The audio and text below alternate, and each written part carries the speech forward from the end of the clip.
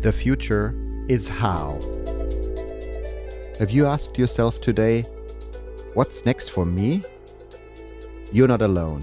We've all felt that way at some point. My name is Frederik and for years I've helped the brightest minds at Google and Stanford and people around the world shape their futures. Now, I want to help you to do the same. Because the future isn't just something that happens. It's something you can create, starting right now, from within. Instead of waiting to see what happens next, let's explore how you can make it happen. Each episode dives into one key area, like sleep, nutrition, relationships, creativity, storytelling, mindfulness, beauty, movement, or purpose, and brings you real stories and practical tools you can use to shape a better future for yourself. So, what's one step you can take today to create what's next? Let's dive in and explore how to build a better tomorrow, starting right now.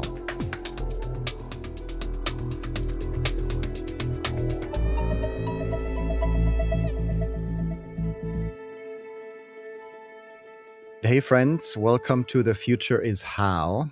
I'm Frederik and today I'm joined by Jeremy Utley, one of the sharpest thinkers on creativity, ideas, and now AI.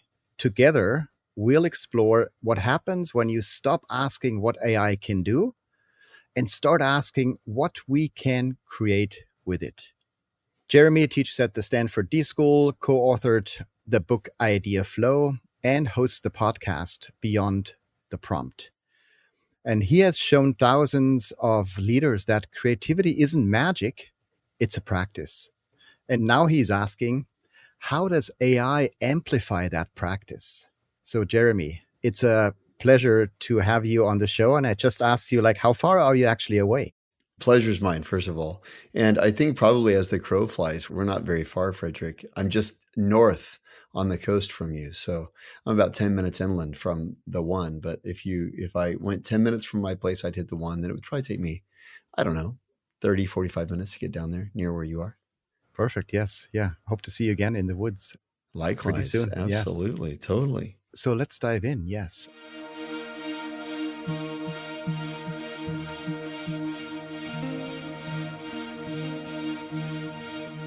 I'd like to start off my show with what I call a future bio. So instead of going back in what you all have accomplished, I want to go forward and learn more about how do you see yourself in the future? Who is the Jeremy 2030? And as we talk about AI today as well, maybe we can prompt our favorite AI tool with that question as well. It's funny you mentioned that because to me, I think, increasingly reflexive AI use or reflexive AI collaboration should be the default posture for folks. I'll give an example. I was in Japan a couple weeks ago. I'm launching an AI course with Nikkei Business Press. And I'm in Japan and we're going to film some footage that they're going to put on the Nikkei site and things like that. And I thought we were going to have a brainstorm about what the PR program should be. And so I show up and thankfully I had worn a business suit because, that's how you roll in Japan. And they've got cameras set up. They've got hair and makeup. They're, ready to go. So I'm like, okay, just roll with it. So they give me hair and makeup. And obviously I'm not wearing it today. But imagine a time when I looked like I had hair and makeup on. It was quite nice. And then the director, I kid you not, he stands in front of the cameras and he goes, okay, now what's your killer line? And I said, I'm sorry, what? And he goes, go ahead. He said, we're just trying to get 1 minute, just a tight 1 minute. What's your killer line? And I go, can I invite my friend Claude into this conversation? Yes. And he goes, what do you mean? I said, this is too important to entrust to my own gray matter. I mean, I would never want to just wing it on a really critical question. And what's funny is, over 3 or 4 minutes, Claude and I, and his name's Hiroto-san kind of batted things back and forth. And we got to, there's a, 1 minute exceptional introduction on the teleprompter. But the point is, I think it's increasingly we should think about not inviting AI to the conversation. Like it's professional malpractice if we don't. So with your permission, I'm glad you kind of said that. But what I would do probably, I'm just going to do right now is I'm opening up Claude. I'm not indifferent. Different, AIs have different values, but I feel like for Claude, I have a Claude that's been kind of trained on a lot of my content. Actually, it's telling me that it's not available. That's funny. That's interesting. Let's make sure that's not true. But what I would probably do is I'd say, like something like this. Hey, I love your thoughts helping me as a executive assistant and thought partner and somebody who's kind of versed in futurism, as well as I know you are my, blog content, podcast content, et cetera. Would you help me think about the question, where do I want to be in 5 years? That feels like a huge question. Could you maybe as a professional interviewer, think about 3 questions, ask me one at a time, and then let's dig into, if we know the ultimate goal is to get to where do I want to be in 5 years, what are kind of 3 questions I could entertain, of course, relevant to your knowledge, et cetera. So I've just kind of used my voice to input that into the AI. And now, here's what it's saying to me. Looking at where you are now, someone's already establishing thought leadership around human AI collaboration, building communities of practice, helping leaders navigate their organizations through this transformation. I think the 3 pivotal questions that could shape your next 5 years, we'll start with one, and then we'll dig deep before moving into the others. What specific legacy do you want to leave in the human AI collaboration space? I'm asking this because you're already positioned at this inflection point where AI is reshaping how humans work, create, and lead. In 5 years, this field will be dramatically different. You've got a platform and early insights and community building chops, but legacy isn't about being early. It's about what you help people become. So when somebody says, Jeremy Utley taught me, or because of Jeremy's work, I was able to, what comes after that sentence? What comes up for you when you sit with that question? I'd probably think of something like, I stopped being self-conscious of collaborating with AI, and I started being confident. I started being embarrassed of my collaboration and started being proud of it. And then I was also able to help folks feel a sense of permission and possibility in their own journey because Jeremy had encouraged me to share broadly and to encourage others to explore. I hope that someone in the future would say something like that about my impact. Wow. Okay, so I've given, that kind of verbal input to the AI now. And now let's see, that's powerful. Very you. The progression from self-consciousness to confidence and pride is such a human journey. The fact that you're thinking about permission and possibility, it's like the multiplier effect you're creating and it lists some people that it knows, I know. What strikes me is that you're not just talking about AI adoption, you're talking about identity transformation, moving people from I'm embarrassed, I need this, to I'm proud of what we create together. That's profound. Here's what I'm curious about, Claude says. When you imagine someone saying, Jeremy, help me stop being embarrassed and start being proud, what does that look like in practice? Because pride comes from results, right? Are they proud because they're creating work they never thought possible? Because they're solving problems faster? Because they're having creative breakthroughs? Or is there something deeper, like they've discovered a new version of themselves? I ask because the why behind the pride might shape how you spend the next 5 years. This is actually fascinating. Let's see. It's a really good question. And for me, it's actually about being more yourself. And I wouldn't have thought about it except that you ask about the why behind the pride. Maybe it's about doing something better, and maybe it's about doing something more. But in a way, I think it's actually about doing something that's uniquely you. And, I've had this experience myself, as you know, Claude, because, for example, when I read the audiobook of Ideaflow, I kept having to stop. I was surprised to discover that I didn't remember my own book. I kept having to stop and take notes because I go, that's a great story. Or, that's great research. I forgot that, And while the, audio directors thought that was silly, I knew, of course, I'm very finite and limited in my own knowledge of even what I supposedly know.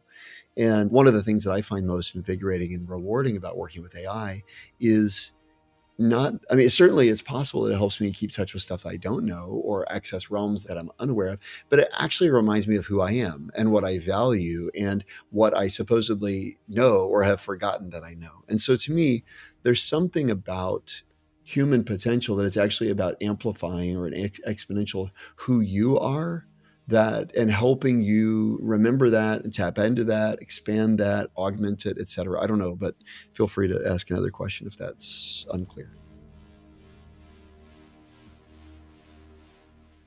Jeremy, I just had to pause because I was not sure if you talked to me or talked to Claude, which is, sometimes that's what happens, right? Yes. Before you read out what Claude is giving you as some advice or some things to think about, two things stood out to me when you were talking. The first thing is with the Japan story, right? I think it's more and more important that we show up as individuals with our AIs, that we show up with our partners that we have very intimate relationships with, right? With our ChatGPTs, our Claudes, our Geminis, and so forth, right? And we take it out Yeah. of this kind of like hidden thing that where you now go to colleges or even like in schools, right? Like, and you ask students, they're like, oh yeah, I'm not allowed to use this, right? Or I use it to do my homework, whatever it is. And it's kind of like hidden and it's kind of like even forbidden, right? I think we need to now realize that if you can show up with those tools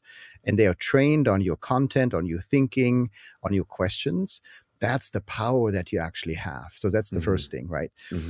And I think your Japan story really illustrated that beautifully. And the second thing is you're using your voice, right, to prompt your AI. And you're not typing, right? I think that's a big shift too that we're seeing is that we now need to have real authentic conversations with our AI and trying to use our voice more often because it just gives you very different results. Yeah. And Huge. So I'd love to kind of like just dive deeper into those two things. Well, I joke, what are these? For folks, I don't know if you do video on your pod or just audio, but these fingers are my bottlenecks. They are what limit my ability to communicate with AI. And I think technology in a sense has kind of mistrained us, right? We grew up with Siri and, classically, for example, my wife's Michelle, if I say, hey, Siri, text Michelle, FYI, I'm going to be home late, it will inevitably say, I can't find a Michelle FYI in your contacts. And you're like, you don't think it's like the Michelle I text 500 times a day, right? And so, or you say, hey, text Frederik, I'm really excited to talk today, exclamation point, new paragraph.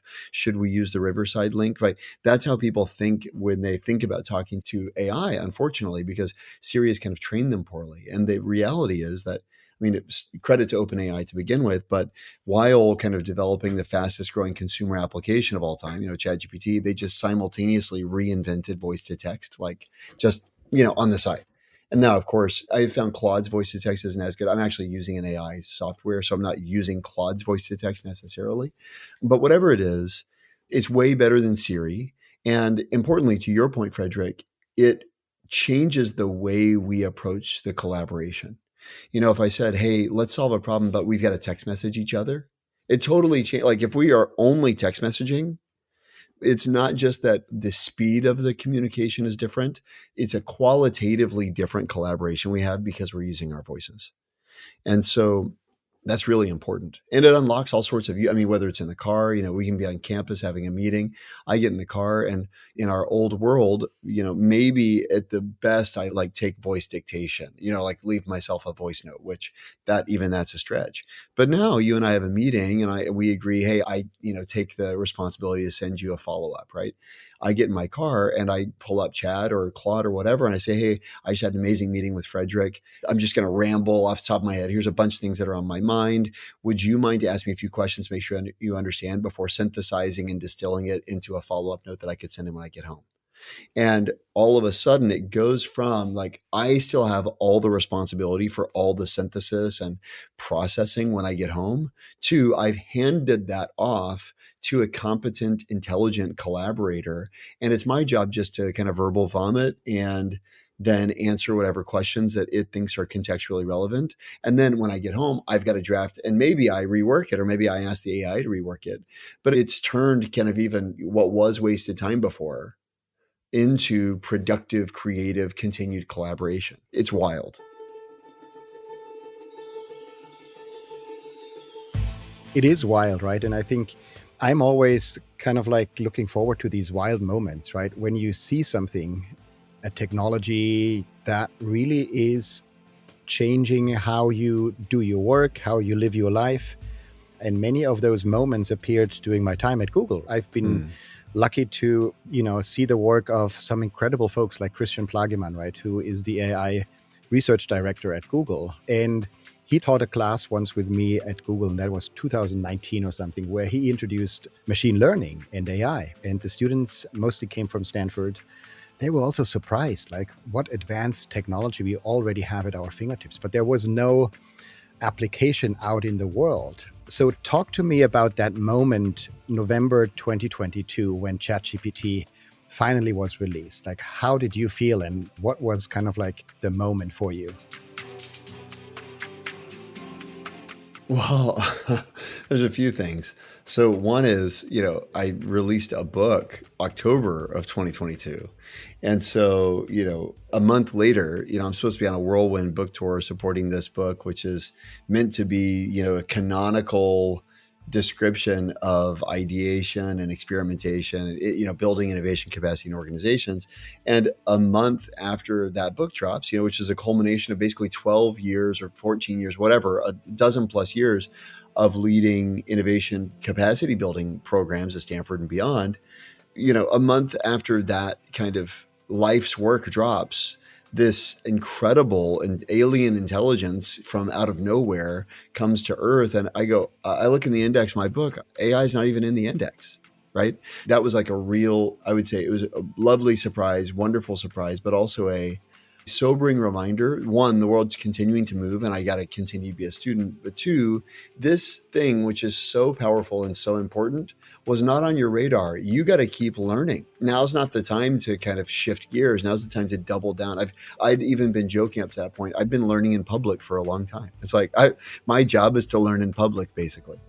When ChatGPT was launched, it just was a reinforcement of that. So that's kind of one. And then two, I have a couple of good friends, on the East Coast who had really quickly alerted me to, you need to dive in, you need to explore this, and actually been thinking, they're kind of teachers at heart. And so they had been thinking about how do we design experiences leveraging this technology to help people work with it.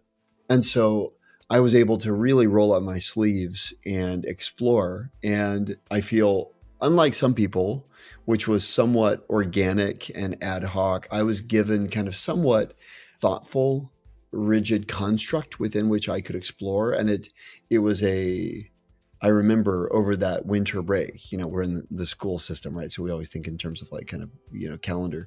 But over that winter break, it was just, I felt like I had to sacrifice time with my family. We go home to Texas once a year. And it's like, this is the wrong time for this thing to be dropped, because I felt the pull. Like, I'm with my family in Texas and I kept thinking, I got to go and I got to go play with this thing, And so it was a really exciting time, and then that kicked off. I had a good friend at Singularity, Kian Gohar, who's their executive director for a bunch of years. He reached out and he said, hey, we should do some research on you're the creativity guy. I'm kind of the future of work guy. What do we think the implications on the future of work are? So we jointly concocted kind of a research program, and then we ended up running that with a bunch of companies in the US and Europe. And that kind of put me more in the observer kind of researcher posture. So in some of these classes I told you about, I am in student posture. And then in this research context, I'm in research posture. And then, of course, I'm plowing all of that stuff into my own kind of practice and creative output and things like that. So it was a really fabulously fertile time of exploration.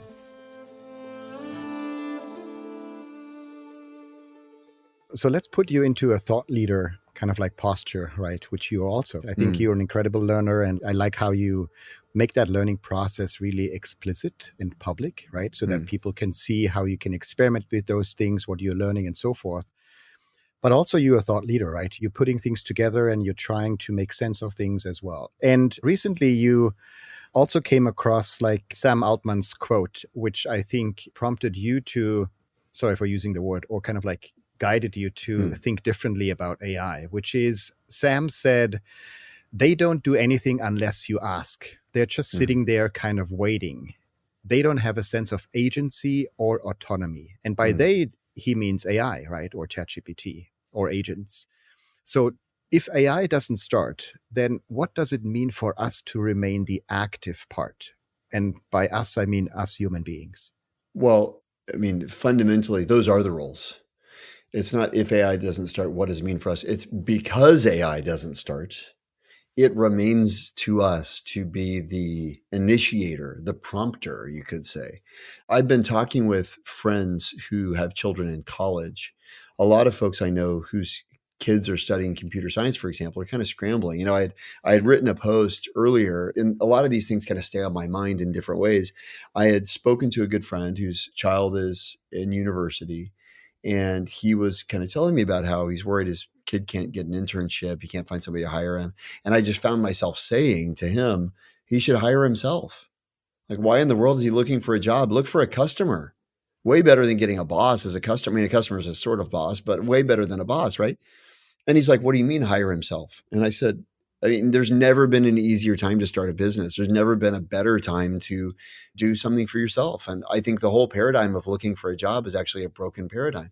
That idea, which I ended up kind of writing about, but that idea was kind of in the back of my mind. And the question of what's uniquely human. I mean, a lot of people ask me that. Is creativity uniquely human? Whatever. And I'm always, I don't mean to be dismissive by saying whatever. I mean, as an example of the kind of question people ask me.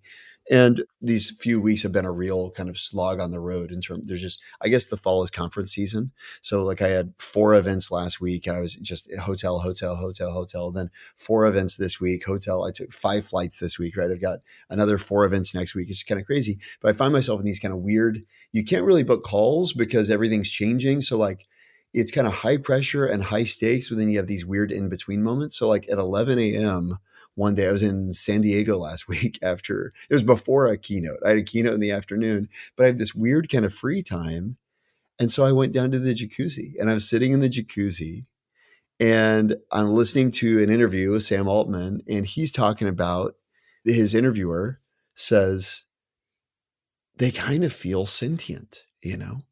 And Sam said, I get it. I get how they feel sentient, but they can't take action. Even agents, I mean, agents can act autonomously, but their autonomy comes from you initiating. And when he said that, it just further crystallized the idea that I had shared with my friend about hiring yourself is especially for young people. And I think this is something, I'm just giving you kind of the milieu in which that idea occurred. The other thing was I knew another college student who's UC Irvine, who's also studying. He goes to my church and he's back for the summer. And he said, hey, I read your blog post about hire yourself. He said, it's really hard because I've been told what to do. Like all through high school, they give me my assignment. And I realized he is basically, you can think about like a college student is they're being prompted by their professor.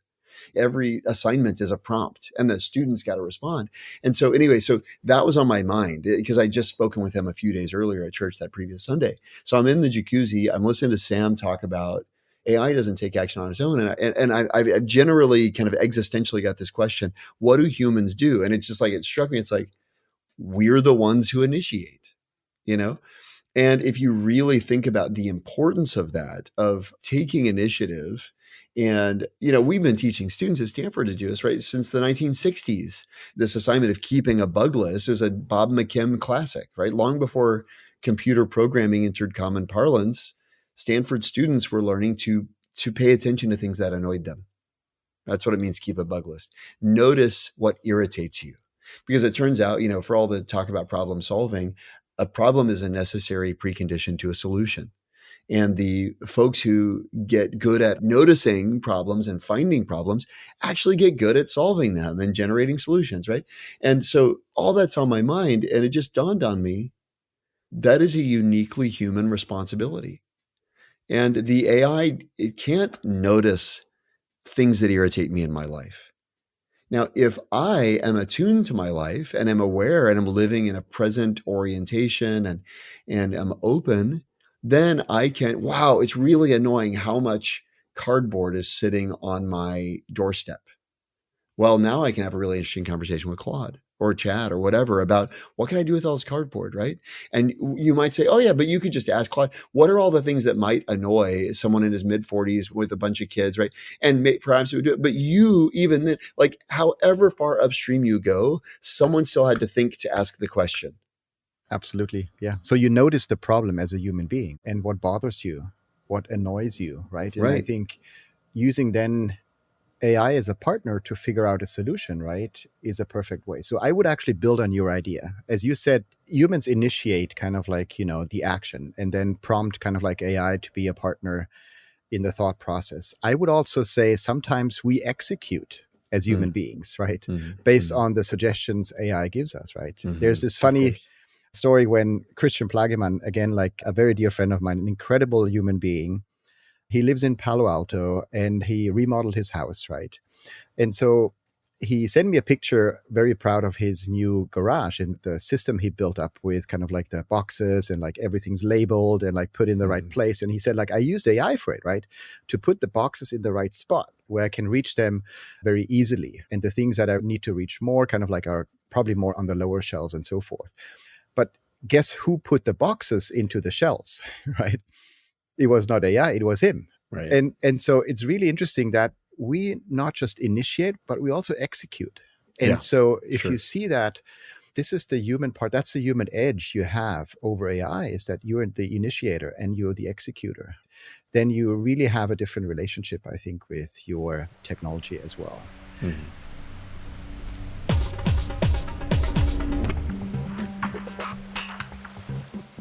So I think that comes down to something that I think you said as well, is that you are the prompt. What do you exactly mean by that? Well, the prompt is the spark. It's what sets things off. You have to be what sets things off. And, Bernie and I taught a class together for a long time called Transformative Design, which is based on a lot of his philosophy and then kind of mixed with mine. And now Alita also has joined us. And one of the things we talk about is our words matter a lot. And so, for example, and I'm getting to be the prompt, right? But there's kind of you call it, there's priming or context behind that thought. We will do an exercise with students, for example, where we say, hey, think of all the things that you can't do. I can't go to the movies this weekend. I can't see my parents this summer. I can't decide on what I want to study. I can't take this class that I really wanted to take, right? We have them write a long list and we have them pair up. And we say, okay, now here's the assignment. Frederik, do you have something that you can't do right now? Yes, I can't be with my wife at the moment. She's leading a retreat, actually, yes. So then the assignment is, in our partners, your partner swaps one word. They replace can't with won't.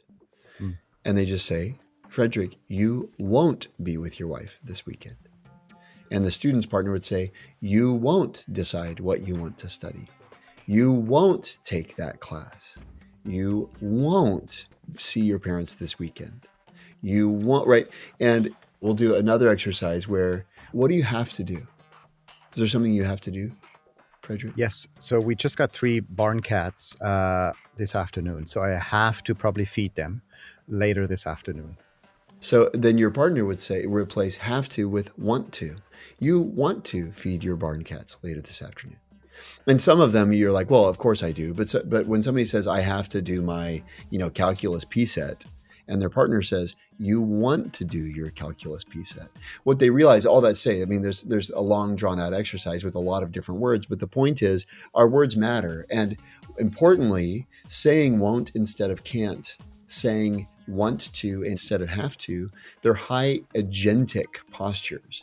You are causal, not an effect. You aren't the victim of your professor or whatever. You're a cause in the matter. So when we say be the prompt, it's another way of being causal. You aren't waiting for your boss to tell you to do something. You proactively go and look for what to do. That's a life skill. It's not just about AI. It's about taking that same attitude and infusing it into what's the thing that needs to be done? And if not you, then who?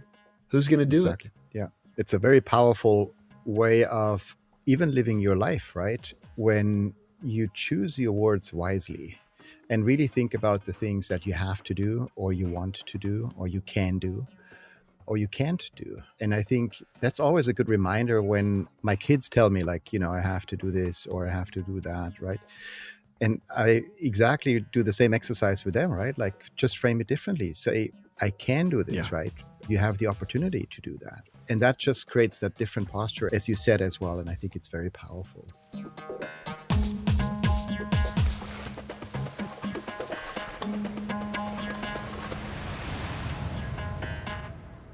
So let's stay in that realm of teaching a little bit more. So when you teach students or even CEOs to ideate with AI, what's one of your favorite go-to exercises you give them? Maybe even in a keynote or like in a smaller workshop.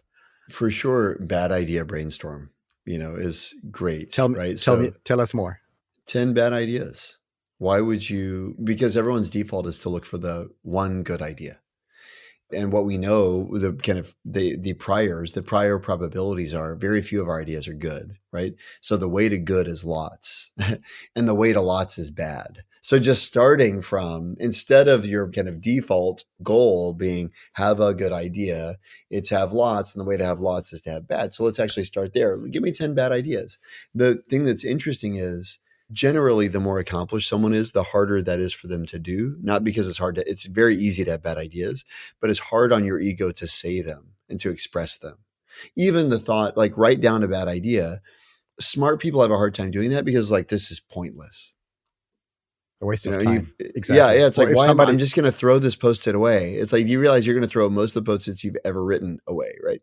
Exactly. Or if I had this once, I have to share that with you, is like, I had them write down like a really bad vision of the future, right? Like some bad ideas, right? And I had them write that down on a piece of paper. And then I had them kind of like just destroy that paper, right? And throw it away. And some people, as you said, like have a really hard time to do that. Some people kind of like, put the piece of paper in their bag so that nobody will actually even find it. And so it's, as you said, like the egos are just growing bigger and bigger the older we get, right? And I think we can change that, because ego is in the way when you want to come up with a good idea. And as you said, having lots of ideas is the path to having a good idea. Yeah, the other one that comes, that's pre-AI, but can certainly be facilitated by AI. But one of my favorite simple exercises is take a wonder wander. So leave the room with a problem in mind and, walk the block and just entertain. So for example, like, how do I build trust? Then if I walk around the block and I see the playground and I notice the ground's soft. Okay, the ground at the playground is soft. How does that build trust? So the environment shows that falling won't hurt. Okay, interesting. And then I pass UPS and I see that, the door's open on the UPS truck. Okay, what does a door open mean, right? Oh, well, it's an indication of competence that they could leave that off, right? And then I pass the nail salon and I see there's all of the colors on display in front. I go, well, how does that build trust? Oh, it shows that you can specify your preferences exactly. Okay, that's interesting, right? And by the time I get back home, I have tons of unexpected input. Now, AI, you can actually take a wonder water with AI if you want. I personally, I feel there's something very important about moving our body and our bodies kind of having these embodied experiences. But, you can certainly train an AI or train a GPT or a gem or something to do a wonder wander. Imagine the block, imagine the 10 things, and then imagine the relevance to this problem. I think actually there's always a question, and we've seen this from the early days of executive programs at the D School, for example. There's always a trade-off between advancing in your own learning and advancing a project's outcomes. And usually there's trade-offs, right? And so I often ask, somebody comes and says, hey, we want you to come to Tel Aviv and run a workshop. And I go, okay, are you interested in helping people learn or in solving a problem? And of course, everybody always says both. And I say, there are trade-offs. We can either, and I need to know, like, which is the most important, that people learn how to do something or that you get an answer to this problem. And I think in a similar way, sometimes with any kind of a technique like that, sure, AI can do it, but is your goal for it to be done? Or is your goal for you to learn how to do something? And sometimes it's, I was at a keynote yesterday, Minneapolis, I think, somewhere. And, somebody asked about what's the best way to brainstorm with AI. I said, well, it kind of depends on your goal. Like, is your goal to build camaraderie on your team? If so, I would incorporate AI in this way. Is your goal to generate the most ideas possible? I'd incorporate AI this way, right? So there's still, and even that is an example of being the prompt, which not being the prompt assumes there's one right answer. Being the prompt says, yeah, let's specify goals. And then we can move from those goals to tactics.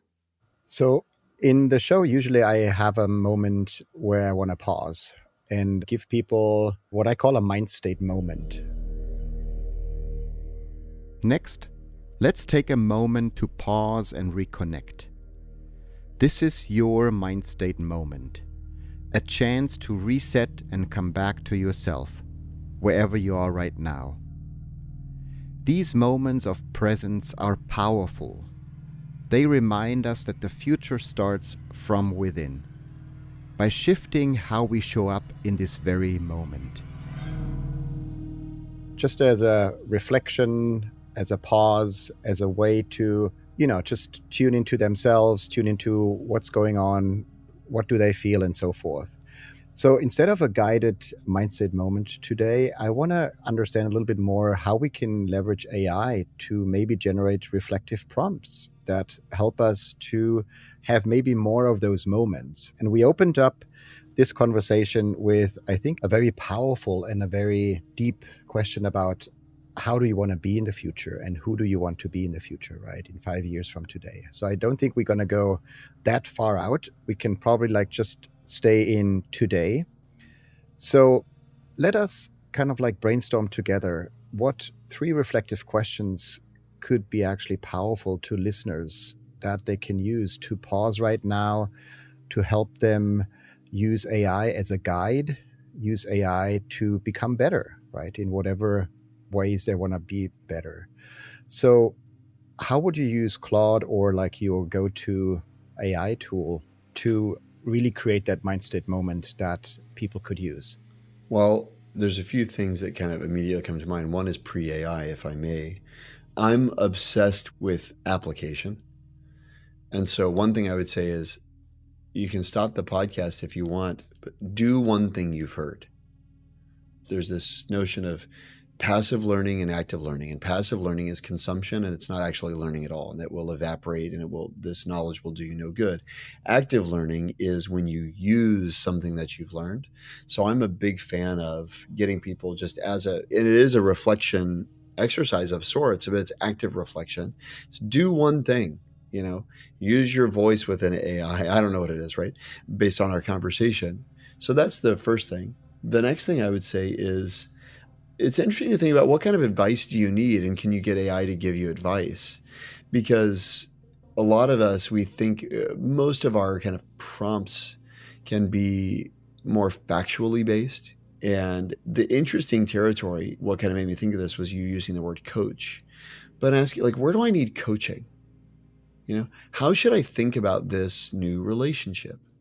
How do I respond to my teenage daughter's disappointments, right? When you think about coaching, how do I appropriately remind a business partner of a contractual obligation, right? Those are all things most of us are stalled because we actually need an expert or a coach to kind of weigh in on it. And we've got in our minds, I know I want to ask Carl about that, or I know I want to ask Janine about that, right? But you can also ask AI, and you can ask, and importantly, tell AI to start by interviewing you as that coach, And so to me, that's kind of moving more towards AI, not necessarily on this conversation in particular, but if you get AI, you say, for example, I did this, the famous stories with my grandma. My grandma was asking me about AI, and she asked, what is this chat thing? And I go, well, what's an emotional conversation you'd want to have with a neighbor? She goes, I thought this was technology.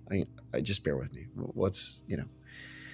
She goes, well, I wonder when, I guess, when should we move into assisted living? How do we think about that? I go, wow. And I pulled out my phone. I'm driving. I go, hey, chat, my grandma just asked me when she should move into assisted living. I don't know the first thing about that. Could you ask us a few questions so that you have the information you need to offer a framework for us? Sure, Jeremy. Have there been any changes to her mobility recently? And I handed her my phone. She's like, oh, well, I fell down, but I go to the gym. I'm very mobile. Is that what it means? Yeah, it's good. Next question. Have there been, tell us about her relationship with her caregivers. Hey, his daughter, my daughter, his mom, she drives up from Dallas. Is this what it means? Yeah, sure. And all of a sudden, she gets to this amazing epiphany regarding that decision. And the reason it's not generic is because we start the conversation with, as this expert, AI, you please ask me the kinds of questions that an expert would ask in order to give the kind of guidance that I need. And if you give the permission to the AI to be the question asked, to be the prompter almost, If you give the prompt to be the prompt to the AI, it's amazing the kind of insightful questions it can ask. And then what it pulls out from you gets incorporated into its attention mechanism to guide you. That's like kind of moving towards AI. And then your question of, what are reflection questions related to this conversation? Do you want to use AI for that? Absolutely, yeah. And what I think we could do is we could follow your first guidance, which is helping people to just pause for, let's say, 90 seconds and try to apply something that they've heard so far, right? That could be either you want to prompt your favorite AI tool with your future bio question.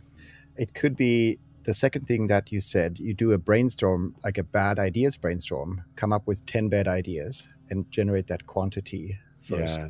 It could also be like change one word in your conversation, right? From I can't do this to I want to do this. And how would that look like? So what I want to do is like literally we're going to stay quiet for 90 seconds and we allow people to do one thing that they've heard so far and experiment with that. I think that would be a powerful Mindstate moment.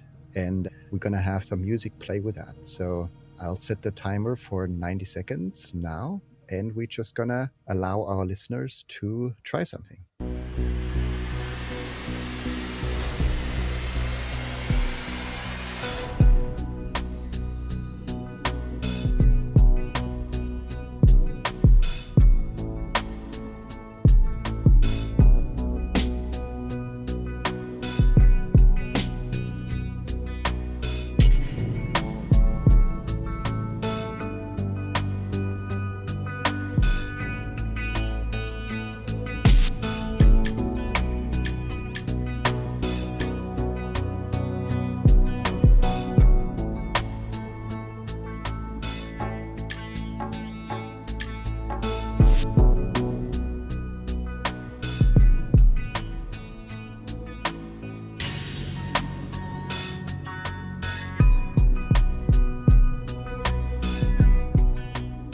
All right, 30 more seconds.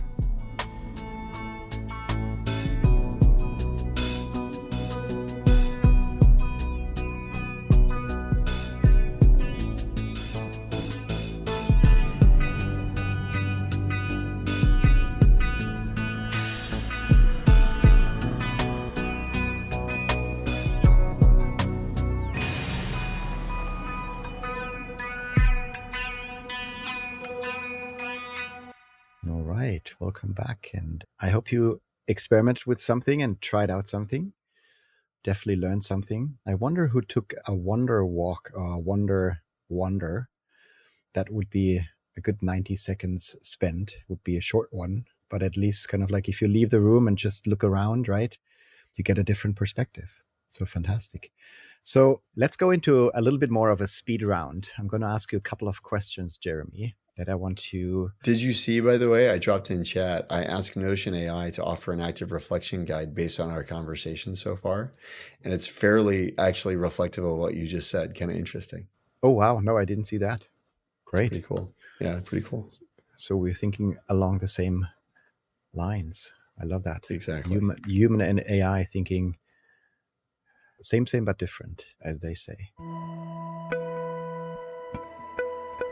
First question is, what's the one thing we get wrong about AI? And you talk to a lot of people around the world, as you've mentioned. So what's the one thing that we get wrong about AI? Very simply, we talk about how we use it. And I say, when's the last time you used your accountant? When's the last time you used your intern? How often do you use AI? I hate that question. The only right answer to that question is I don't. I work with AI. And to me, it's not just semantic, although as we've already discussed, semantics are incredibly important, but it reflects a deeper reality, which is what's my orientation to this intelligence? And if my orientation is it's a tool or it's an oracle that gives me answers, you will underperform. My research on that is quite clear. If, on the other hand, your approach is this is a teammate with whom I can work to deliver high quality output, you will outperform. And what's one thing we hopefully will get right in the future with AI? I hope we can address the problem of education. I feel, you and I both have children, and the kind of conventional way school works is so broken all the way through college. College is deeply broken as well. I do have a hope. I mean, you're seeing some glimmers of it, whether with Khan Academy, which they're doing some cool stuff, or even Alpha School, which is even more radical. My hope is that we can return education to a deeply personal, tailored, intrinsically motivating and rewarding experience from what it is as an industrial model today. Thanks for sharing that. So what's one habit, an AI habit, to adopt immediately? One AI habit, easy, use your voice, not your fingers. If you take nothing else from this conversation, hopefully you start to see the power of using your voice. I mean, I joke, Winston Churchill's a hero of mine. I saw a movie once with him where he's in the bathtub dictating a national address. And I'm like, man, how cool would it be to have an assistant who's sitting right outside? She's going, distinguished ladies and gentlemen, and don't call them distinguished. They're not distinguished. Okay, I'm crossing that out. Ladies and gentlemen, who knows his audience, who knows his speaking style, who knows his objectives, who knows what Lord Chamberlain has said in the House of Commons, and, tons of other things, right? And, what was available to Winston Churchill's of the world only a generation ago is now available. We have assistants who know our context and our objectives and what we've spoken about before and what's happened. And that a lot of that actually gets unlocked by voice, because so much of it it's the in-between. It's the in-between the meetings that you actually need that quick debrief, and your voice is uniquely well suited to that kind of engagement.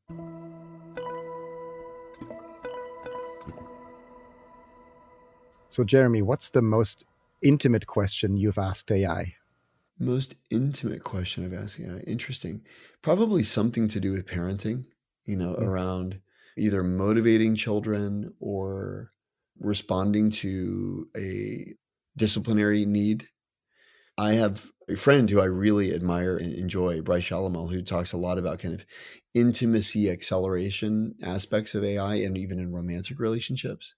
I personally haven't felt the need for that myself, but I feel confident it probably can deliver quite well. If it will deliver in whatever area domain you invite it into.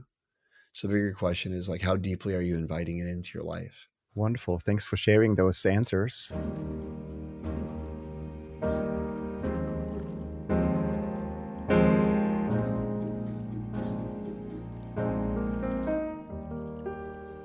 So let's come to a close here, Jeremy. I deeply appreciated your time, your insights.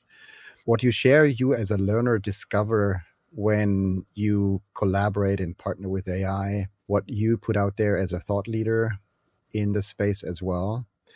So if listeners do one thing this week to become better collaborators with AI, what should it be? Put a Post-it note on their computer that says, have you tried ChatGPT? Put an analog physical reminder in their space to invite AI into the moment. Wonderful. Great.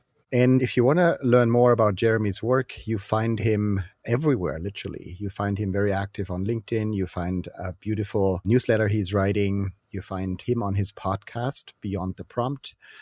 And you'll find him in his book, Ideaflow. So you'll find him everywhere. And I highly recommend to engage with his work, his thoughts, his ideas. Thank you so much, Jeremy, for being on the show. And folks, remember, AI doesn't care. It doesn't notice. It doesn't start. That's on us humans. And that's where the future begins. This is The Future Is How. I'm Frederik Pferd. Thanks for listening.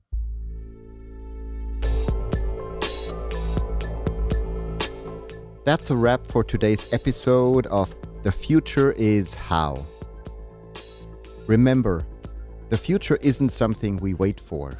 It's something we create with every choice, every breath, and every step we take. If this episode sparked something in you, share it with someone who's ready to shape what's next. And don't forget to subscribe and leave a review. Your next chapter begins now. So what will you create today? I'll see you in your future.